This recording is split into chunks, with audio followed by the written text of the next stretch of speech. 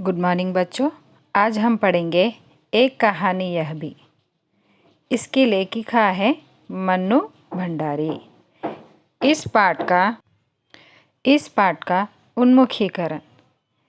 इसमें लेखिका ने कहा है कि नारी में अनेक गुणों का समन्वय होता है और उसमें प्राकृतिक अनुराग भी है और नारी में सौंदर्यानुभूति भी है और वह संवेदनशील भी होती है। साथ ही नारी साहस भी होती है।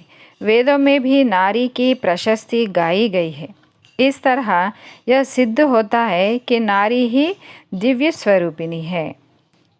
इस पाठ का उद्देश्य छात्रों को लेखन की विविध शैलियों से परिचित कराते हुए आत्मकथा लेखन विधा का ज्ञान कराना। आत्मकथा अर्थ है ऑटोबायोग्राफी।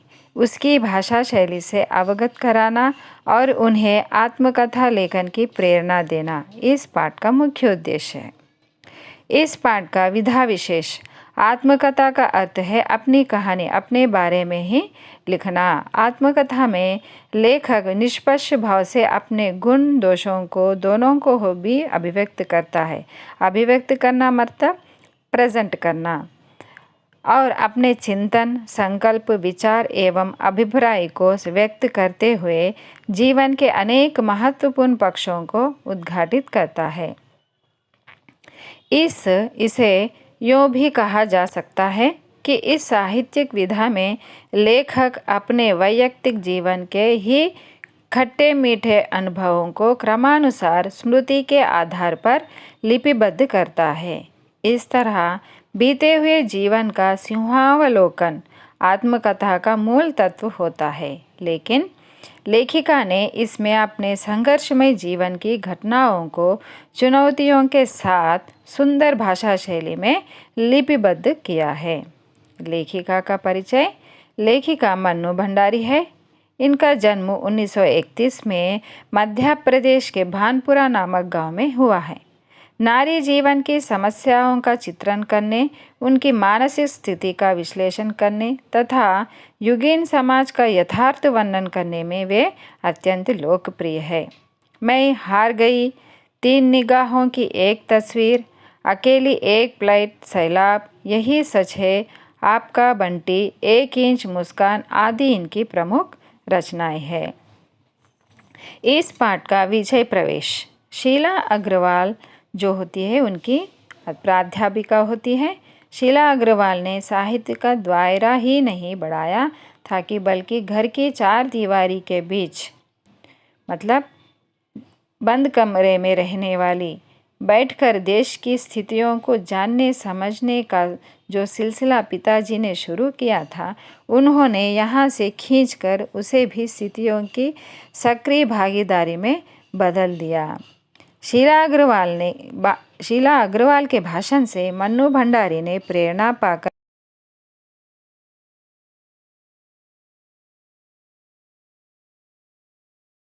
प्रेरणा करते हैं मोटिवेट होकर देश के स्वतंत्रता आंदोलन में भाग लिया। वे एक महान लेखिका के रूप में उभर कर आई है। आइए उस महान लेखिका के बारे में हम जानेंगे। जन्मी तो मध्य प्रदेश में थी। कौन? मन्नू भंडारी जी। और भानपुरा गांव में थी। लेकिन मेरी यादों का सिलसिला, मेरी मतलब लेखिका के यादों का सिलसिला शुरू होता है अजमेर के ब्रह्मपुरी मोहल्ले के उस 2 मंजिला मकान, 2 मंजिला मतलब 2 फ्लोर, जिसकी ऊपरी मंजिल में पिताजी का साम्राज्य था, मतलब पिताजी का कमरा था, जहाँ वे निहायत अव्यवस्थित ढंग से फैली बिखरी पुस्तकों, पत्रिकाओं और अखबारों के बीच या तो कुछ पढ़ते रहते थे या फिर डिक्टेशन देते रहते थे। उनका कमरा कैसा था? बिखरी हुई थी, मतलब जहाँ वहाँ सारे वस्तु इधर उधर पड़े हुए रहते थे। नीचे हम सब भाई बहन साथ रहती थी। हमारी बेपढ़ी लिखी व्यक्तित्व विहीन माँ, बेपढ़ी मतलब अनएजुकेटेड, मतलब उनको व्यक्तित्व विहीन मतलब अपना सेल्फ रेस्पेक्ट ना हो, ऐसी स्त्री कौन थी? मन्नू भंडारी की माँ। सवेरे से शाम तक हम सबकी इच्छाओं और पिताजी का आज्ञाओं का पालन करने के लिए सदैव तत्पर रहती थी। तत्पर मतलब रेडी रहना। अजमेर से पहले पिताजी के इंदौर में थे, जहाँ उनकी बड़ी प्रतिष्ठा थी, सम्मान था, नाम था। मतलब नाम, प्रतिष्ठा, सम्मान उनका पिताजी का वहाँ पर अजमेर में था। कांग्रेस के साथ साथ समाज सुधार के कामों से भी जुड़े हुए थे। शिक्षा के वे केवल उपदेश ही नहीं देते थे, बल्कि उन दिनों 8-8, 10-10 विद्यार्थियों को अपने घर रख कर पढ़ाया है। मतलब उनका फ़ीस भरना, कॉलेज का फ़ीस भरना, उनको भोजन भी देना, इस तरह की सेवा करते थे, समाज सुधार के कार्य करते थे, जिनमें से कई तो बाद में ऊंचे ऊंचे ओहदों पर पहुंच गए। एक ही शब्द बार बार आवृत्ति हो, उन शब्दों को पुनरुक्ति शब्द कहते हैं, जैसे कि ऊंचे ऊंचे। उसको अंडरलाइन कर लीजिएगा आप लोग। ये उनकी खुशहाल के दिनों थे। खुशहाल मतलब हैप्पी डेज। और उन दिनों उनकी दरिया दिली मतलब बड़ा दिल करना, सभी को सहायता करना, पैसों का या हो, भोजन का हो, किसी भी चीज़ का सहायता करना। चर्चे भी कम नहीं थे। एक और वे बेहद कोमल और संवेदनशील मतलब वेरी सेंसिटिव व्यक्ति थे, और दूसरी ओर बेहद क्रोधी और अहमवादी भी थे, गर्विष्ठ। पर यह सब तो मैंने केवल सुना, देखा तो नहीं। तब तो इन गुणों के भग्नावेशों को ढोते पिता थे। एक बहुत बड़े आर्थिक झटके के कारण, मतलब जो फाइनेंशियल प्रॉब्लम आने के कारण इंदौर से अजमेर आ गए थे, जहां उन्होंने अपने अकेले के बलबूते और हौसले से, हौसले मतलब कॉन्फिडेंस से, अंग्रेजी हिंदी शब्दकोश मतलब डिक्शनरी, अधूरे काम को आगे बढ़ाना शुरू किया, जो अपनी तरह का पहला और अकेला शब्दकोश था। इसने उन्होंने यश और प्रतिष्ठा तो बहुत दी, पर अर्थ नहीं। अर्थ का अर्थ है यहाँ पर धन। अर्थ का मीनिंग भी आ सकता है और धन भी हो सकता है। धन यहाँ पर इस वाक्य के आधार पर यह अर्थ का शब्द अर्थ है धन। शायद गिरती आर्थिक स्थिति ने ही उनके व्यक्तित्व के सारे सकारात्मक पहलुओं को निचोड़ना शुरू कर दिया। सिकुड़ती आर्थिक स्थिति, सिकुड़ती मतलब कम होते जाना, मतलब आर्थिक स्थिति बहुत ही बुरी थी के कारण और अधिक विस्फारित उनका अहम इन्हें उस बात तक की अनुमति नहीं देता था कि वे कम से कम अपने बच्चों को तो अपनी आर्थिक विवशताओं का भागीदार बनाए। नवाबी आदतें थे, अधूरी महत्वाकांक्षाएं थे। महत्वाकांक्षाएं मतलब उनकी इच्छाएं हमेशा शीर्ष पर रहने के बाद हाशिए पर सरकते चले जाने की यातना क्रोध बनकर हमेशा माँ को कंपाती, थरथराती रहती थी, क्योंकि हमेशा वह अपने माँ को डांटते रहते थे। अपनों के हाथों विश्वासघात की जाने कैसी गहरी चोटें होगी वे जिन्होंने आंख मूंद कर सबका विश्वास करने वाले पिता को बाद के दिनों में इतना शक्की बना दिया, क्योंकि तब हम लोग भी उसकी चपेट में आते ही रहते, क्योंकि उन्होंने अपने जीवन में बहुत सारे धोखे खाए हुए थे। पर यह गाता है, गाता मतलब पिताजी के बारे में, इसलिए नहीं गा रही हूँ कि मुझे उनका गौरव गान करना है, बल्कि तो यह देखना चाहती हूँ कि उनके व्यक्तित्व की कौन सी खूबी और खामियां मेरे व्यक्तित्व के ताने बाने का अर्थ के आधार पर शब्द है युग्म शब्द में गुंथी हुई है, या कि अनजाने अनचाहे किए उनके व्यवहार ने मेरे भीतर किन ग्रंथियों को जन्म दे दिया। मैं काली हूँ, बचपन में दुबली और मरियल भी थी। मरियल मतलब बहुत ही दुबले पतले होना, नाजुक से होना। गोरा रंग पिताजी की कमज़ोरी थी, मतलब गोरे रंग वालों को बहुत चाहते थे। बचपन में मुझसे 2 साल बड़ी, खूब गोरी, स्वस्थ और हंसमुख बहन सुशीला से हर बात तुलना करते थे और उसकी तारीफ करते थे। प्रशंसा का अर्थ है तारीफ करना। क्या मेरे भीतर ऐसे गहरे हीन भाव की ग्रंथि पैदा नहीं कर दी कि नाम, सम्मान और प्रतिष्ठा पाने के बावजूद आज तक मैं उससे उभर नहीं मतलब उसमें से उस बातों से वह निकल नहीं पाई। आज भी परिचय करवाते समय जब कोई कुछ विशेषता लगाकर मेरी लेखकीय उपलब्धियों का जिक्र करने लगता है तो मैं संकोच से सिमट ही नहीं जाती, बल्कि गड़ने को आती हूँ। शायद अचेतन की किसी परत के नीचे दबी इसी हीन भावना के चलते मैं अपनी किसी भी उपलब्धि पर भरोसा नहीं कर पाती। सब कुछ मुझे तुक्का ही लगता है। पिताजी के जिस शक्की स्वभाव पर मैं कभी भन्ना जाती थी, भन्ना पुनरुक्ति शब्द, आज एकाएक सडनली अपने खंडित विश्वासों की व्यथा के नीचे मुझे उनके शक्की स्वभाव की झलकी दिखाई देती है। शक्की मतलब हर बात पर टोकना या हर बात पर शक करना। बहुत अपनों के हाथों विश्वासघात की गहरी व्यथा से उपजा शक। होश संभालने के बाद से ही जिन पिताजी से किसी न किसी बात पर हमेशा मेरी टक्कर ही चलती रही, वे तो ना जाने कितने में मुझ में कहीं कुठाओं के रूप में, कहीं प्रतिक्रिया के रूप में या तो कहीं प्रतिच्छाया के रूप में केवल बाहरी भिन्नता के आधार पर अपनी परंपरा और पीढ़ियों को नकारने वालों को क्या सचमुच इस बात का बिल्कुल एहसास नहीं होता कि उनका आसन्न अतीत किस कदर उनके भीतर जड़ जमाए बैठा रहता है, क्योंकि बचपन से ही अभी तक उनके पिताजी बस उनसे नफरत ही करते थे, क्योंकि वह काली थी और दुबली पतली सी थी। यही कारण उनमें यह हीन भावना पैदा हुआ। समय का प्रभाव भले ही हमें दूसरी दिशाओं में बहाकर ले जाए, स्थितियों का दबाव भले ही हमारा रूप बदल दे, हमें पूरी तरह उससे मुक्त तो नहीं कर सकता। पिता के ठीक विपरीत थी हमारी बेपढ़ी लिखी माँ।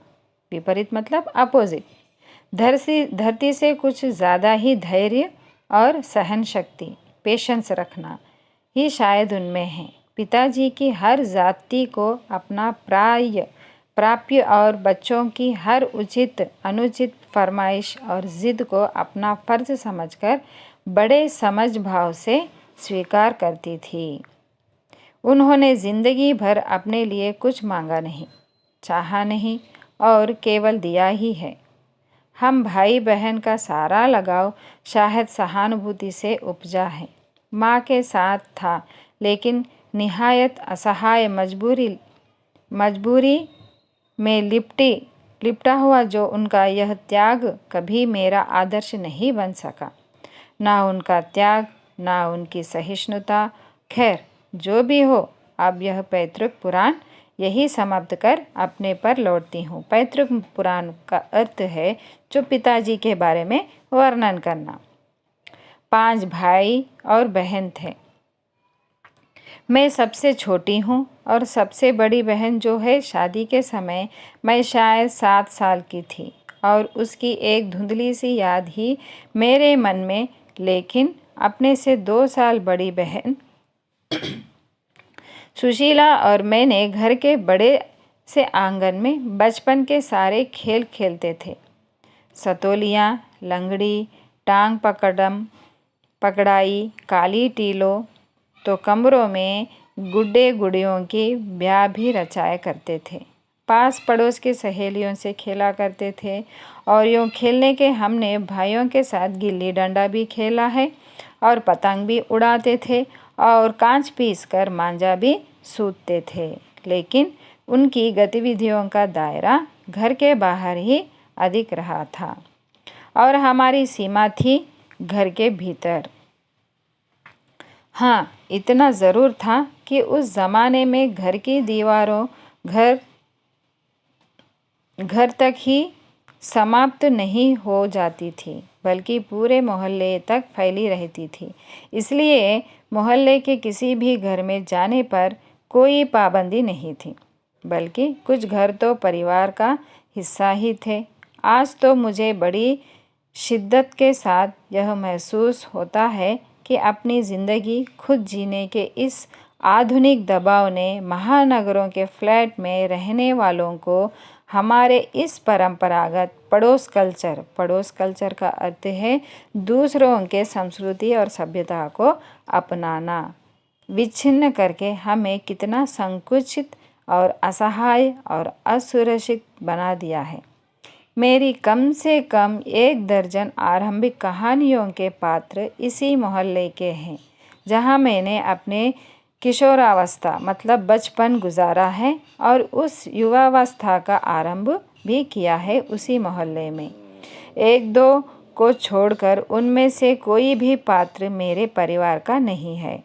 बस इनको देखते सुनते इनके बीच ही मैं बड़ी हुई थी, लेकिन इनकी छाप मेरे मन पर कितनी गहरी थी, इस बात का एहसास तो मुझे कहानियाँ लिखते समय हुआ। इतने वर्षों में के अंतराल ने भी उनकी भाव भंगिमा भाषा किसी को भी धुंधला नहीं किया था और बिना किसी विशेष प्रयास के बड़े सहज भाव से वे उतरते थे और चले गए। उसी समय के दा साहब अपने व्यक्तित्व की अभिव्यक्ति के लिए अनुकूल परिस्थितियां पाते ही महाभोज में इतना वर्षों बाद कैसे एकाएक जीवित हो उठे, यह मेरे अपने लिए भी आश्चर्य का विषय था, एक सुखद आश्चर्य का। उस समय एक हमारे परिवार में लड़की के विवाह के लिए अनिवार्य योग्यता थी। उम्र में 16 वर्ष और शिक्षा में मैट्रिक मतलब 10वीं कक्षा। सन 1984 में सुशीला ने यह योग्यता प्राप्त की थी और उसकी शादी होते ही वह कोलकाता चली गई। दोनों बड़े भाई भी आगे पढ़ाई के लिए बाहर चले गए। इन लोगों की छत्र छाया के हटते ही पहली बार मुझे नए सिरे से अपने वजूद का एहसास हुआ। पिताजी का ध्यान भी पहली बार मुझ पर केंद्रित हुआ। लड़कियों को जिस उम्र में स्कूली शिक्षा के साथ साथ सुघड़ गृहिणी और कुशल पाक शास्त्री बनाने के नुस्खे जुटाए जाते थे, पिताजी का आग्रह रहता था, आग्रह मतलब रिक्वेस्ट करना, कि मैं रसोई से दूर ही रहूं। रसोई का अर्थ है किचन। रसोई को वे भटियार खाना कहते थे। भटियार खाना का अर्थ है हमेशा वहाँ पर दुखों से झेलना या कष्टों से झेलना। उनके हिसाब से वहाँ रहना अपनी क्षमता और प्रतिभा को भट्टी में झोंकना था। घर में आए दिन विभिन्न राजनीतिक पार्टियों के जमावड़े होते थे, मतलब मीटिंग्स होते थे और जमकर बहसें होती थी, डिस्कशंस होते थे। बहस करना पिताजी का प्रिय शगल था। चाय पानी या नाश्ता देने जाती तो पिताजी मुझे भी वहीं बैठने को कहते थे। वे चाहते थे कि मैं भी वहीं बैठूं और सन 1942 के आंदोलन के बाद से तो सारा देश जैसे खोल रहा था, लेकिन विभिन्न राजनीतिक पार्टियों की नीतियां, उनके आपसी विरोध या मतभेदों की तो मुझे दूर दूर तक कोई समझ नहीं थी। हाँ, क्रांतिकारियों और देशभक्त शहीदों के रोमानी आकर्षण, उनकी कुर्बानियों से ज़रूर मन आक्रांत रहता था। 10वीं कक्षा तक आलम यह था कि बिना किसी खास समझ के घर में होने वाली बहसों सुनती थी और बिना चुनाव के ही मैं बिना लेखन के ही अहमियत से परिचित हुई किताबों पढ़ती थी।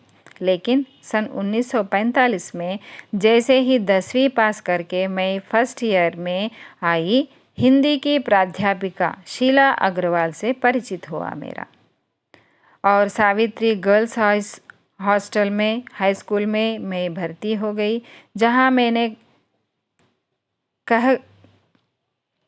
ककहरा सीख 1 साल पहले ही कॉलेज बना था और वे इसी साल नियुक्त हुई थी। ककहरा मतलब का से ज्ञातक आई।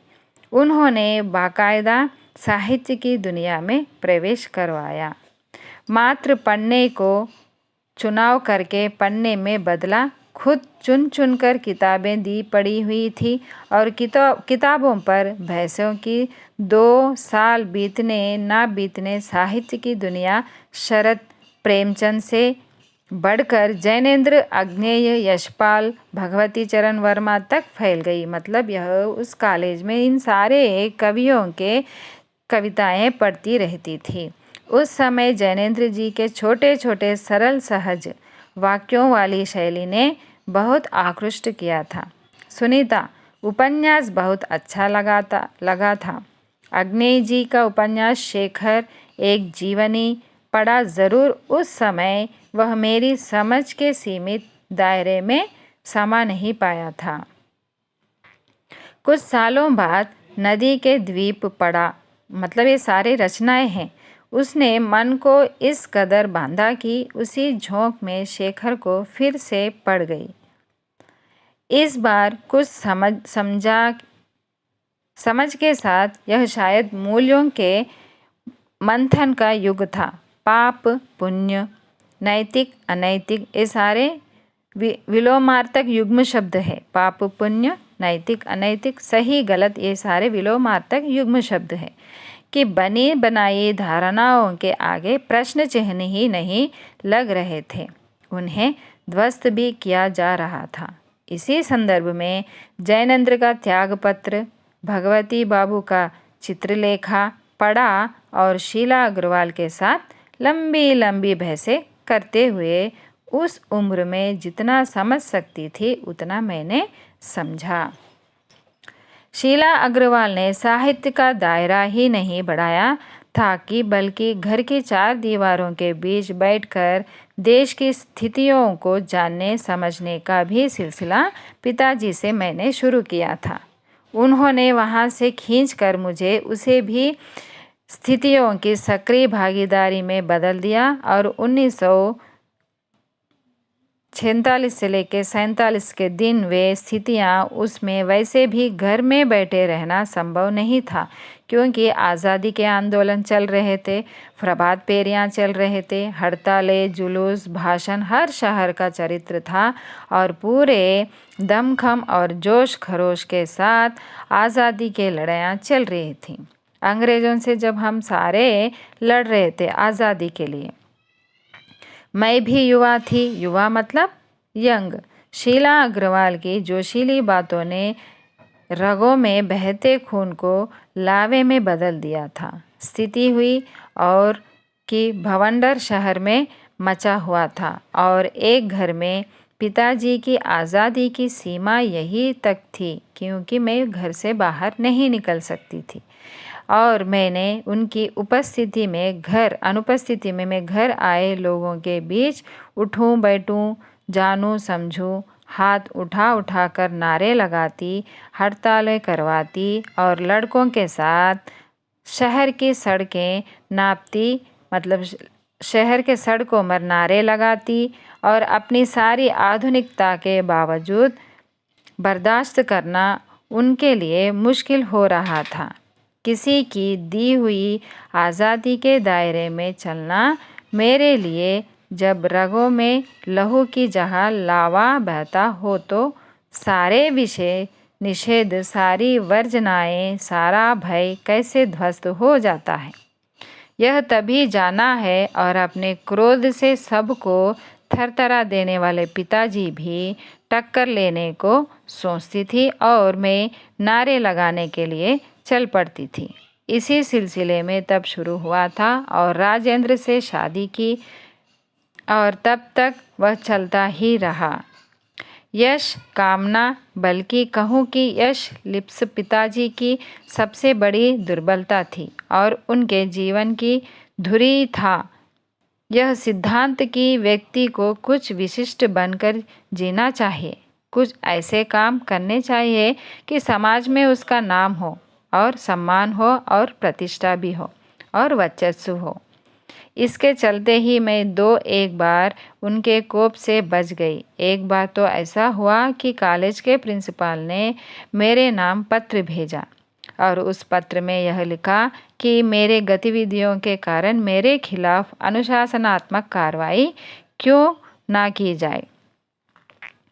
पत्र पढ़ते ही पिताजी का आग बबूला मतलब क्रोधित हो जाना। यह लड़की मुझे कहीं का मुंह दिखाने लायक नहीं रखेगी। पता नहीं क्या क्या सुनना पड़ेगा वहाँ जाकर। 4 बच्चे पहले भी पढ़े, किसी ने ये दिन नहीं दिखाया। इस तरह उनके पिताजी सोच रहे थे। गुस्से से भन्नाते हुए वे गए थे। लौटकर क्या कहर बरपा होगा इसका अनुमान था। सो मैं पड़ोस की एक मित्र के यहाँ जाकर बैठ गई। माँ को कह दिया कि लौटकर बहुत कुछ गुबार निकल जाए तब बुला लेना। गुबार निकल जाए मतलब पिताजी का जब क्रोध ठंडा पड़ जाए तब मुझे बुला लेना। लेकिन जब माँ ने आकर कहा कि वे तो खुश ही हैं, चली चल, तो विश्वास नहीं हुआ। नहीं गई तो सही, लेकिन डरते डरते। सारे कॉलेज की लड़कियों पर इतना रौब है तेरा, सारा कॉलेज तुम 3 लड़कियों के इशारे पर चल रहा है। इस तरह पिताजी कहते हैं कि प्रिंसिपल बहुत परेशान थी और बार बार आग्रह कर रही थी कि मैं तुझे घर बिठा लूं, क्योंकि वे लोग किसी तरह डरा धमका कर डांट डपट कर लड़कियों को क्लासों में भेजते हैं और अगर तुम लोग एक इशारे कर दो कि क्लास छोड़कर बाहर आ जाओ तो सारी लड़कियां निकलकर मैदान में जमा होकर नारे लगाने लगती हैं। तुम लोगों के सारे कॉलेज चलाना मुश्किल हो गया है। उन लोगों के लिए कहा तो जाते समय पिताजी मुंह दिखाने में घबरा रहे थे और कहा, बड़े गर्व से कहकर आया हूँ मैं वहाँ पर। यह तो सारे पूरे देश की पुकार है। इस पर कोई कैसे रोक लगा सकता है भला। बेहद गदगद स्वर में, गदगद मतलब खुशी के स्वर में पिताजी यह सब कुछ सुनाते रहे और मैं अवाक हो गई। मुझे ना अपनी आंखों पर विश्वास हो रहा था और ना ही अपने कानों पर। यह हकीकत है। हकीकत मतलब सच है। एक घटना और था जो आज़ाद हिंद फौज के मुकदमे के सिलसिले के यहाँ कॉलेज और स्कूल, दुकान और हड़तालें बहुत सारे हो रही थी। जो नहीं कर रहे थे, छात्रों को एक बहुत बड़ा समूह वहाँ जाकर हड़ताल करवा रहा था। शाम को अजमेर का पूरा विद्यार्थी वर्ग चौपड़ मुख्य बाजार के चौराहा पर आया था और वहाँ पर इकट्ठा हुए थे। फिर भाषणबाजी हुई और इस बीच पिताजी के एक निहायत दकियानुसी मतलब अंधविश्वासों पर यकीन रखने वाले, मतलब पुराने ख्यालों के, पुराने विचारों में जो रहते हैं उन्हें कहते हैं दकियानुसी। निहायत दकियानुसी मित्र थे और वह आकर अच्छी तरह पिताजी की लू उतारी मतलब उन मन्नू भंडारी के बारे में बोलना। और उस मन्नू की तो मत मारी गई है। पर भंडारी जी, आपको क्या हुआ? ठीक है, आपने लड़कियों को आज़ादी दी, पर देखते आप जाने कैसे कैसे उल्टे सीधे लड़कों के साथ हड़तालें करवाती है और हुड़दंग मचाती है और हमारे आपके घरों की लड़कियों को शोभा नहीं देता है। कोई मान मर्यादा, इज्जत, आबरू का ख्याल भी रह गया है आपको? इस तरह वह व्यक्ति कह रहा था। परंतु वे तो आग लगाकर चले गए। पिताजी सारे दिन भभकते रहे, मतलब क्रोधित होते हुए। उन्होंने बस अब यही रह गया है कि लोग घर पर आएं और थू करके चले जाएं। बंद करो अब इस मन्नू का घर से बाहर निकलना, उन्होंने अपने माता से कहा। इस सब से देखकर मैं रात होने पर घर लौटी तो पिताजी एक बेहद अंतरंग और अभिन्न मित्र ही नहीं, अजमेर के सबसे प्रतिष्ठित और सम्मानित डॉक्टर अम्बालाल जी बैठे थे। मुझे देखते ही उन्होंने बड़ी गर्मजोशी से स्वागत किया। आओ आओ मन्नू, मैं तो चौपड़ पर तुम्हारा भाषण सुनते ही सीधा भंडारी जी के बधाई देने चले आया। I am really proud of you. क्या तुम घर में घुसे रहते हो भंडारी जी? घर से निकला भी करो। You have missed something. और वे धुआंधार तारीफ करने लगे। बोलते जा रहे थे और पिताजी के चेहरे का संतोष धीरे धीरे गर्व में बदलता जा रहा था। भीतर जाने पर माँ ने दोपहर के गुस्से वाली बात बताई तो मैंने राहत की सांस ली। आज पीछे मुड़कर देखती हूँ तो इतना तो समझ में आता है कि क्या तो उस समय मेरी उम्र थी और क्या मेरा भाषण रहा होगा। यह तो डॉक्टर साहब का स्नेह था जो उनके मुंह से प्रशंसा बनकर वह रहा था। यह भी हो सकता है कि आज से 50 साल पहले अजमेर जैसे शहर में चारों ओर से उमड़ती भीड़ के बीच एक लड़की का बिना किसी संकोच और झिझक के यूं धुआंधर बोलते चले जाना ही इसके मूल में रहा हो। पर पिताजी कितनी तरह के अंतर विरोधों के बीच जीते थे। एक और विशिष्ट बनने और बनाने की प्रबल लालसा तो दूसरी ओर अपनी सामाजिक छवि के प्रति भी उतनी ही सजगता। पर क्या कह संभव है? क्या पिताजी की इस बात का बिल्कुल भी एहसास नहीं था कि इन दोनों का तो रास्ता ही टकरावट का था। 1947 के मई महीने में शीला अग्रवाल को कॉलेज वालों ने नोटिस थमा दिया कि लड़कियों को भड़काने और कॉलेज का अनुशासन बिगाड़ने का आरोप लगाया और इस बात को लेकर हुड़दंग न मचे। इसलिए जुलाई में 3rd ईयर की क्लासेस बंद करके हम 2-3 छात्राओं को प्रवेश निषिद्ध कर दिया, मतलब उनका प्रवेश रोक दिया गया। हुड़दंग तो बाहर कहकर भी इतना मचाया कि कॉलेज वालों को अगस्त में फिर उन्हें दाखिला देना पड़ा और उनको कॉलेज खोलना पड़ा। जीत की खुशी पर सामने खड़ी बहुत बड़ी चिर प्रतीक्षित खुशी के सामने यह खुशी बिला गई। शताब्दी की सबसे बड़ी उपलब्धि 15 अगस्त को 1947 में हमारे देश को प्राप्त हुआ। तो बच्चों, मैं आशा करती हूँ कि आपको यह पाठ समझ में आया हो। धन्यवाद।